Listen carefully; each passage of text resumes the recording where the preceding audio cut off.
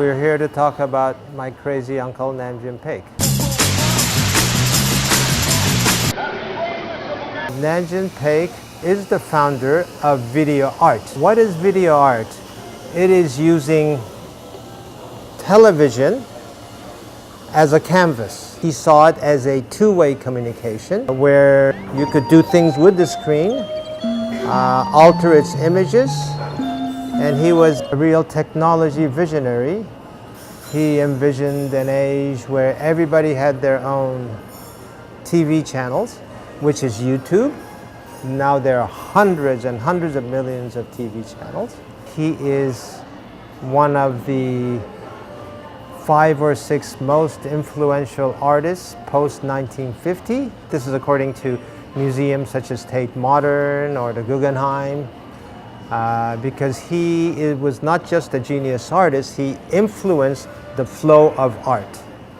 If you go to any of the art fairs, the international art fairs, you'll see that so much of the art is media art now. That is the largest major of any art school in the world, and all that stems from Nam June Paik starting video art. You can see it in the way MTV had its very flashing television, visual images. And if you go to any clothing store, they have these windows full of television banks.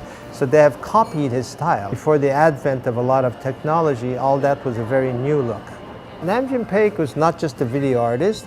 He is a composer. He was also a television producer. He did all these things. And he was a philosopher and a performer. And he painted my shirt here.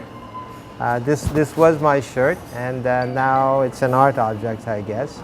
He started out as a composer of music, classical music of all things. I used to watch television with him in our house in Japan. He had a big Zenith television, and when you turn it off, it becomes a little light, little dot in the middle, which you thought was really scary.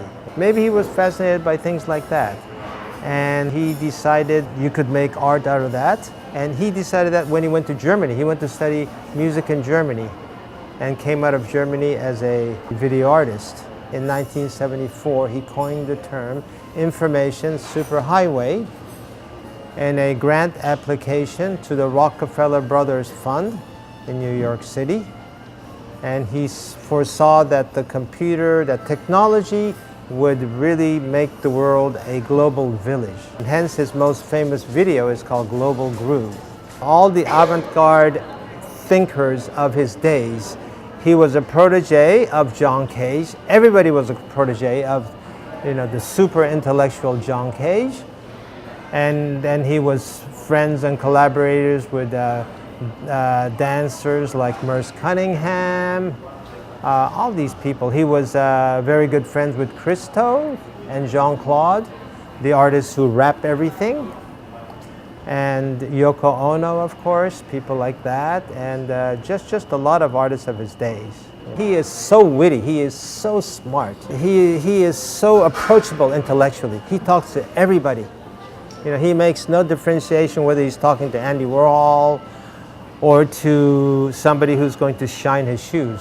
He would be the same to everybody. Whenever I would act a little snobbish to somebody, or I know the Filipino word, mayabang a little bit, he would always talk down to me, say, why are you doing that? Everybody is the same. Not just economically, but intellectually. He loved to help people, especially if you're an artist. And he loved to collaborate with other artists. Also, I was taking piano lessons in Japan, and I was a really bad piano student. And one day he came from Germany to Japan, to Tokyo, and he used our family piano in a performance. This is a very famous performance now where Yoko Ono was at, and he destroyed the piano, so it never came home. So I was very pleased about that. I liked him as an uncle, yeah.